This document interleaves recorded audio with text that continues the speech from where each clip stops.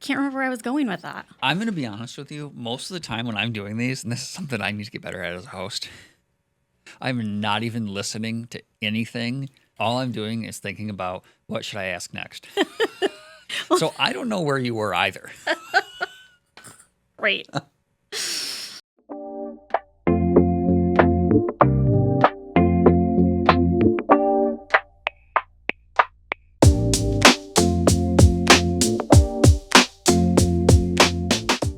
All right. Well, welcome to Premedly. I'm your host, as always, Eric Davis, Associate Director of Admissions and Financial Aid at the Covenant Healthcare College of Medicine. Today, we're going to talk about interviewing. Now, medical school interviews can have a lot of different formats and look very different depending on the school. Here at the Covenant Healthcare College of Medicine, we use MMIs, multiple mini interviews. It is a very common format. We'll talk a little bit about that. But a lot of other schools use different things. Some of them use group interviews. Some of them use pre-recorded responses. And then many will just use traditional one-on-one interviews, like many of you maybe are used to for jobs or whatever. So even though those formats will vary a lot, you still might face the same challenges, need to do some of the same prep. How do you talk about yourself without sounding rehearsed? What types of questions should you prepare for? What do you do if you get a question that you weren't expecting and you're thrown off? So to help us work through some of those and kind of go over some overall interview prep, I'm joined by Erica O'Toole, Director of the CMU Career Development Center. Before we get into like med school interviews specifically, Erica, we'll just start off with what in general does good interview preparation look like? Yeah, and I think the biggest thing to emphasize here is research. You're going to get tired of me saying that, but preparation, so much goes into what you do before you even start looking at questions. It's how are you researching the company? Not even just looking at their website, but looking at things like recent news articles or things that they're really proud of that they're doing. What do they have out on social media right now that you could bring up in an interview? So anything that you can bring in that can really form a personal connection, and really you can do that through a lot of research. And then there's the other things like preparing your tech. If you're doing a virtual interview, you really want to make sure that your background looks good. They can hear you well. You have a good internet connection. So those little things that really go a long way. Cool. Awesome. Yeah. And most schools will have the information on their website as far as what type of interview they do. I know that there's places online that you can find that as well. But you can also always just ask, right? That's something that for job interviews, if I didn't know the format or if I didn't know who was going to be on the panel, you can always just ask, right? Yeah, absolutely. You can talk with that. You can call that department directly and ask, what type of interview you should be preparing for. If there's anything else that you should make sure that you have ready before that interview. Gotcha. What are some of the things that you think someone should know about themselves before going into an interview? Yeah, I think this one's tricky. I think you have to definitely have some goals set for yourself ahead of time. Okay. I think that's something, if you go in and they're kind of asking you, what you see for the future, what you see for your career, you have to know those things. You have to have an idea of why you want to work in the field. So what are you passionate about? What led you to want to work in that area? Those are the questions that are really going to help you with that entrance into grad school. You also want to know what your strengths are. So I think a lot of times people have a hard time articulating what their strengths are. We all have our skills that we've acquired through different part-time jobs, different full-time jobs, things like that. But we need to be able to articulate them and be able to talk about them in an interview. How can they find what strengths might be relevant, right? Because you mentioned research, and I know that there's a lot more that goes into it than just look at the website. So how can they utilize that research to identify what types of strengths they should talk about? Yeah. So always look at the job description. Okay. Identify what types of skills you're seeing in there that they're looking for. I even use AI, type in the job description and say, hey, pull out keywords for me so that I know what to focus on. That's a great way to utilize AI. I know sometimes that's a little bit, it's not always encouraged to use a lot of different types of AI, but I think if you use it responsibly, and that's one great way to use it, that it can help a lot with your interviews. Yeah, and I should say that for med schools, for grad schools, in place of a job description, you're going to find things like the mission, the values of the university. What are some of the things that they are known for? You mentioned, like, have they been in the news? All of those things, that this stuff is really applicable to any type of interview. Absolutely. And, when you do research more into like things, if they've been in the news or if there's any points of pride, that's going to show that you really care about that school specifically. It's not that you're just applying to a whole bunch of schools and hoping for the best, right? You're hand choosing which schools you want to apply to because of their values, their mission statement, and what you're seeing in the public eye. What are some of the most common types of interview questions? Yeah. And then we'll get into like how they can prepare for those and how that might apply to med school as well. But what are some of the common types? Yeah, so a lot of times you're going to hear the what are your strengths and weaknesses, or maybe points of improvement. Okay. People say different, a lot of different things. ways. Yeah, Yes, a lot of different ways to say that. So that's definitely one that you want to prepare for. You want to be able to articulate what strengths you have and how those translate into, that med school program specifically. A lot of times they're also going to ask for some type of elevator pitch. Now, they're not going to say, give me your elevator pitch, right, but they're going to say things like, tell me a little bit about yourself, or, why do you want to attend this school specifically? Things like that, where they really want to hear from you why you want to go there and, how your whole personality, interests, all of that relate to that specific place. What about the situational questions? Tell me about a time when. Can you tell me about those? Yes. So those are also very big in interviewing. A lot of people want to hear examples of what you've done. And so there's a couple different ways to answer those questions. There's bar method, star method. You might have heard of many of these different types of questions. But what they're really looking for is for you to explain that full example in detail. Tell them a little bit about what you did and what specifics you did, and then what was the result of that? How did that situation end up? Was it good? If it was bad, that's okay. You would just want to be able to then say maybe what you would have done differently. You said STAR or BAR method. What do those stand for? So the BAR method is background, action, and result. STAR is just a variance of that as well. That's the ST is situation or Yep. task, right? Yep. Yeah. So basically, right, exactly. What was the situation? What were the details? What did you do? And how did it end up? Yep. For example, and we change our interview questions every year, so I can go ahead and give some previous examples of ours. In previous years, we have had questions that relate to, if you're in a clinical setting, what would you do if this happened or this happened? Like, I think I'm not going to remember the exact wording, but there was one last year that was something along the lines of, imagine you are a physician and a patient comes into your office and they say that they haven't been taking their prescribed meds because of things they've learned online. What do you think? And I'll throw you a curveball here, one that wasn't on our prep sheet. So what, if you were a pre-med and you get asked something like that, what do you think are, what are they really asking? What are they looking for? And how might you prepare for something like that and answer that? Yeah, they are really looking that you can handle a situation, right? And something relevant to the field. So they're looking how you handled stress-wise, how did you do under pressure? What was your critical thinking like? They really want to know what was that thought process that you went to reach an end goal. And then again, what that result was. Was it something that ended up great? Or maybe it didn't end up very great, but then what did you do to maybe resolve that? Or how would you work on that in the future and handle that situation a little bit differently? So I think you can prepare for those questions a lot of different ways. One of the things that I like to do is really look again at that job description and just kind of see what keywords are in there and prepare that way. So maybe in the job description, it says they're looking for somebody with strong leadership skills. So you write down leadership on your piece of paper and you write examples of the ways you've shown leadership. So that way you're able to come back to that and say, okay, well, they just asked a situational question. Yeah. They're focusing on leadership. I can use my leadership examples. So for pre-meds, maybe many of you already know this, but the AAMC has a list of pre-med competencies. It's actually very similar to the NACE competencies. These list of traits or skills that they expect someone entering medical school to have. And there are things, that you might expect: communication, empathy, teamwork, etc. Those would be that would be really good prep, in place of a job description.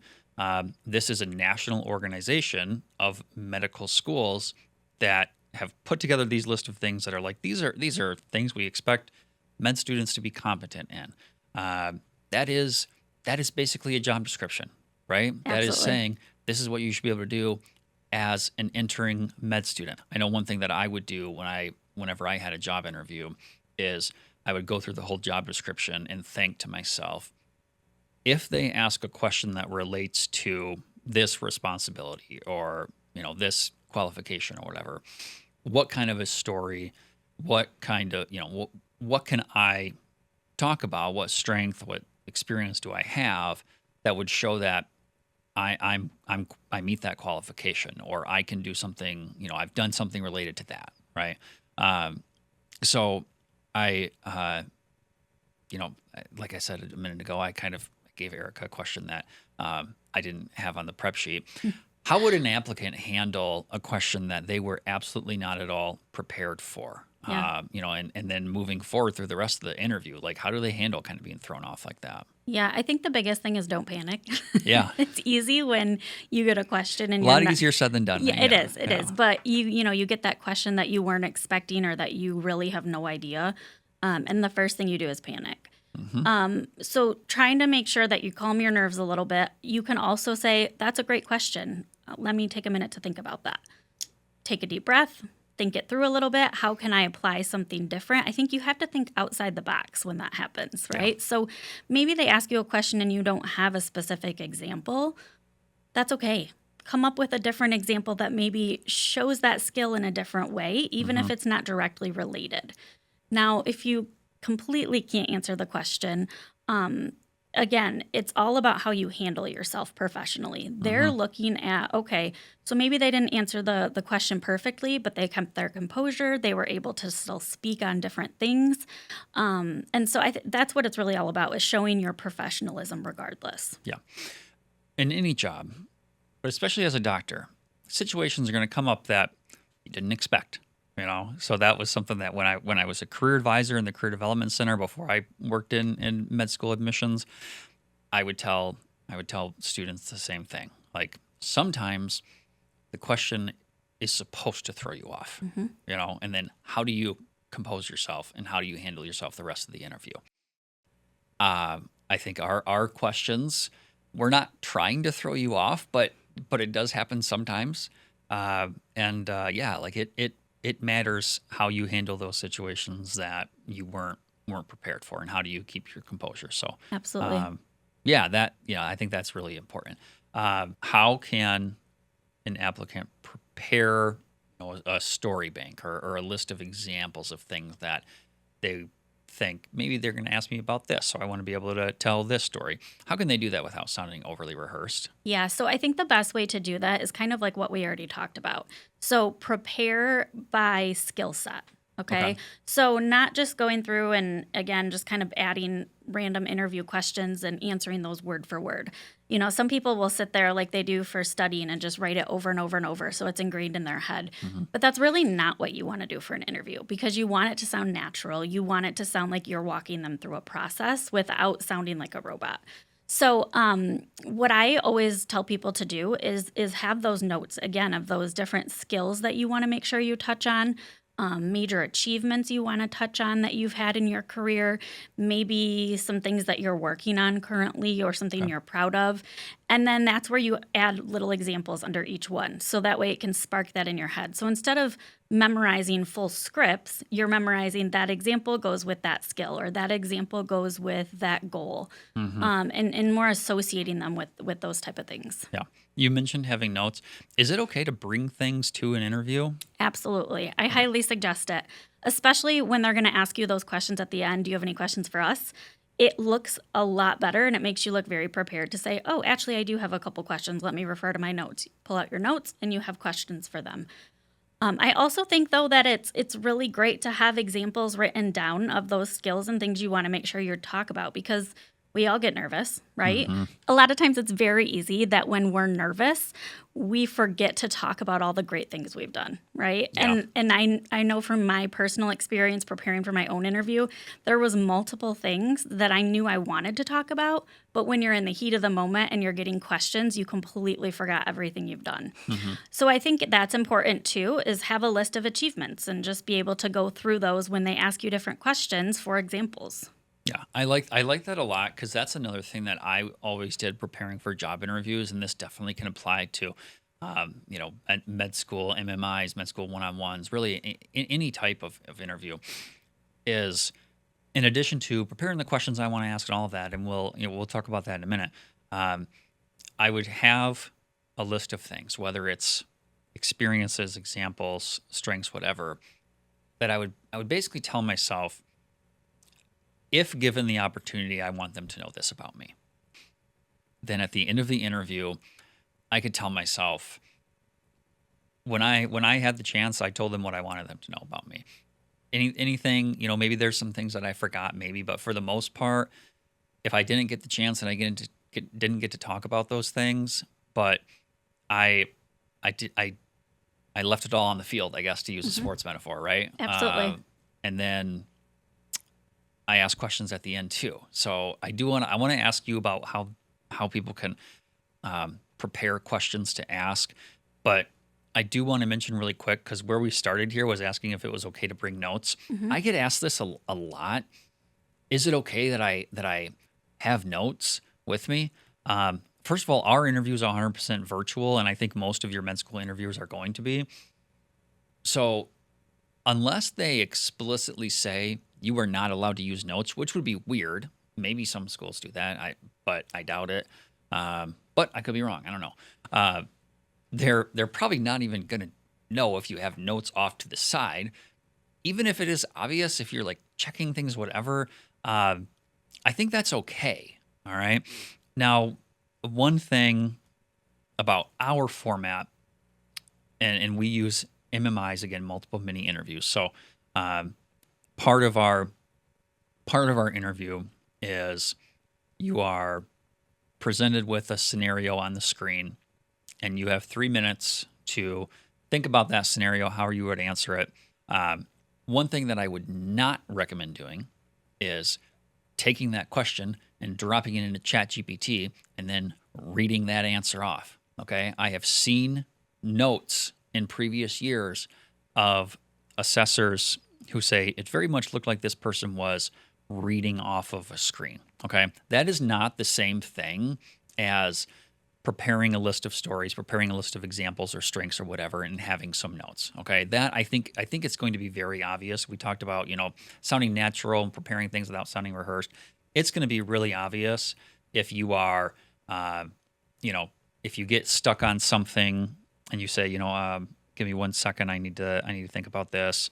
You check in notes or whatever, versus looking off to the side the whole time and reading down a list. Okay, so Yeah, and I'm super glad you brought that up, because I was actually in my head, I'm like, remember to say that.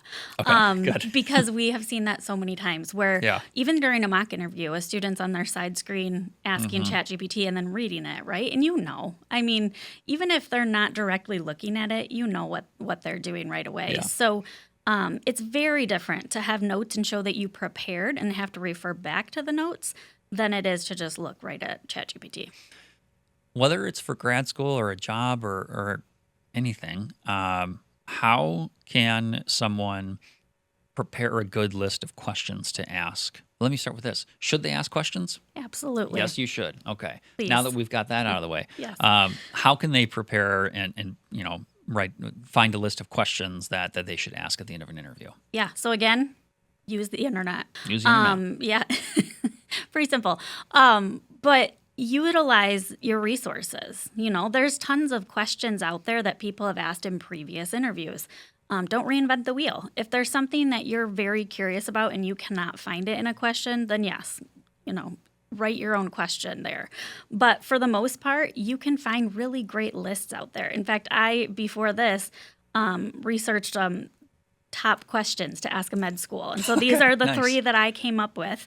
What does the school do to best support student wellness and work-life balance during tough breaks or I like tough that. blocks?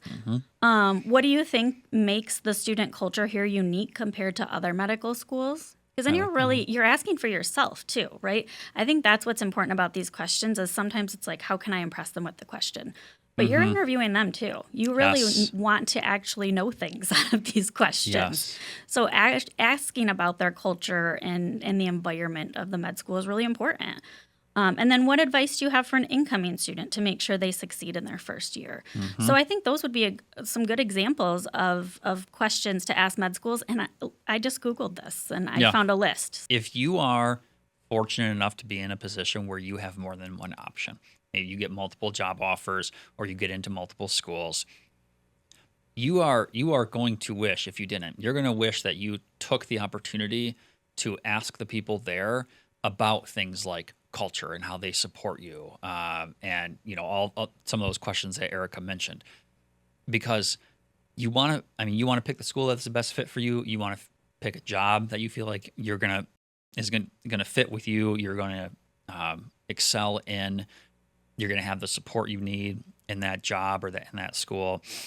So, definitely take that opportunity to learn things that you want to learn, going into making what, at that point could be, for many people, the biggest decision they've ever made in their life, right? Yeah, and I think that can help with nerves too. Yeah. Knowing in the back of your head, I'm interviewing you too.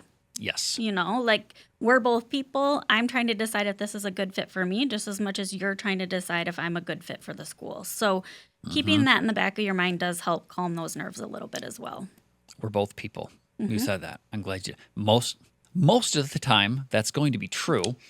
Some schools and companies as well are doing asynchronous interviews, and we can talk. And I do want to kind of get into formats and how you might prepare for different formats. But most of the time, you are interviewing with a person who either has been in your shoes or been in similar ones, maybe different size. They are also humans. They have also interviewed for grad schools or jobs or whatever. They have also been nervous. They understand it, okay? It is okay to take a second to think about your answers. It's okay to stop and start over, all right? If you have tech issues or whatever, they've probably had tech issues too, all right? I guess my point here is just remember that the person you're talking to is also a human. Absolutely. So then I do want to talk about how you might prepare for different interviews. So I just mentioned the asynchronous stuff.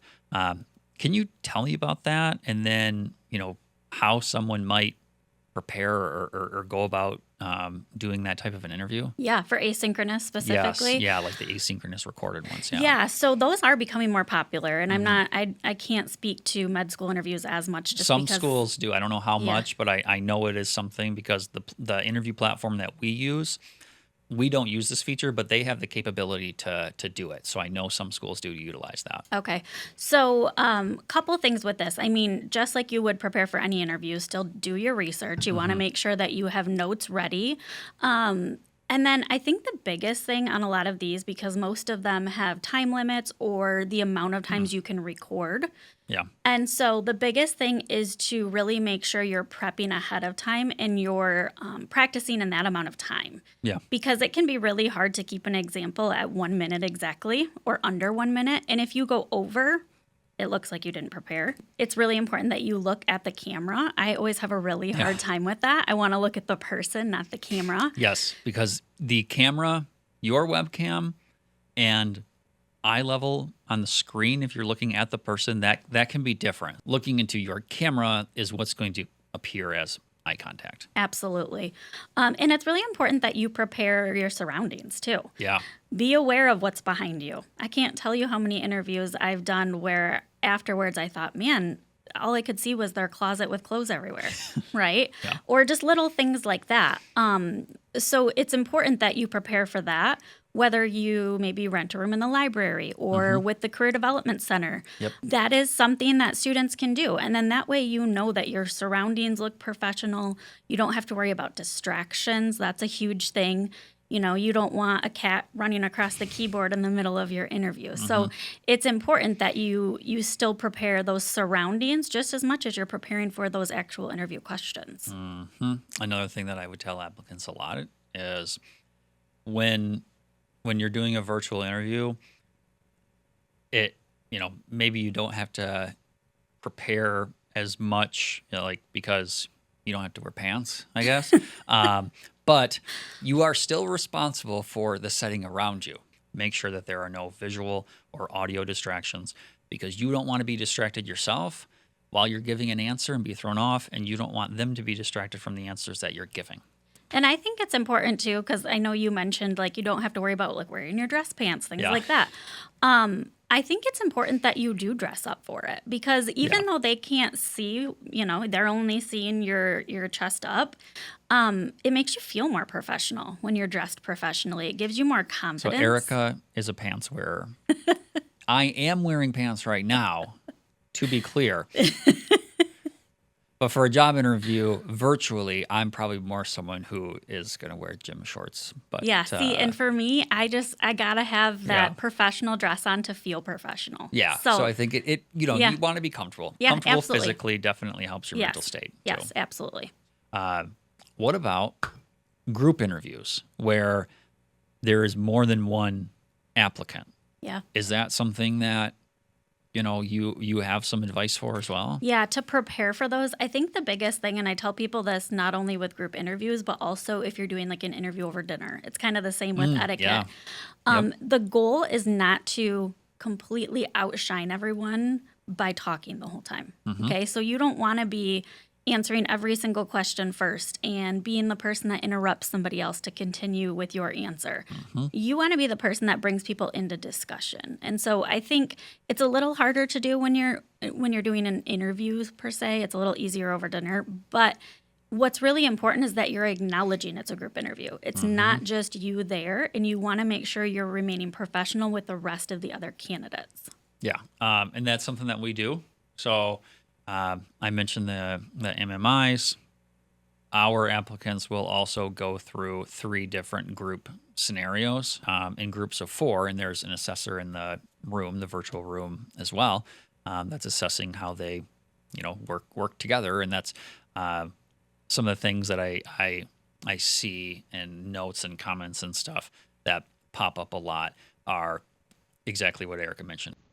Those are things that I consistently see stand out, for better or worse, in the notes of group interviews. Absolutely. Yeah.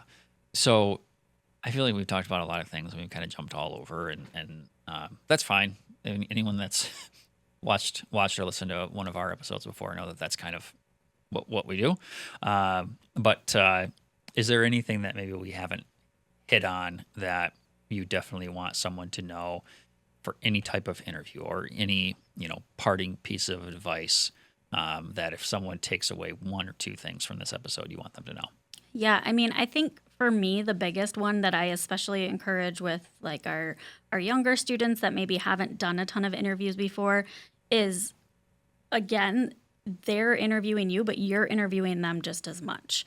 I think if you can keep that in the back of your head, not only is it going to benefit you when you're kind of going through the questions for them as well, but it's also going to benefit you in being able to calm down those nerves overall. And I think that's what gets in the way of a lot of people when they're doing interviews is nerves, right? Yeah. They have all these examples that they know they can talk about. They've practiced, hopefully done their research, but at the end of the day, can they go in there and articulate those things under pressure? Let me tell you, we get roughly 5,000 secondary applications every year. We have about 500 interview spots.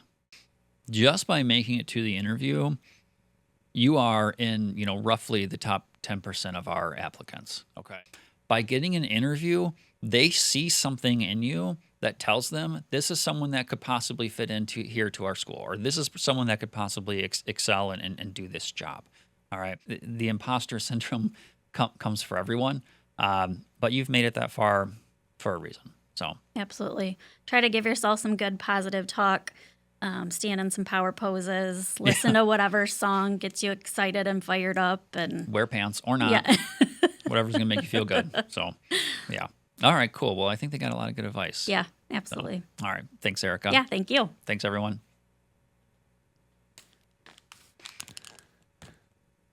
Oh, those headphones Oh. are hot. It didn't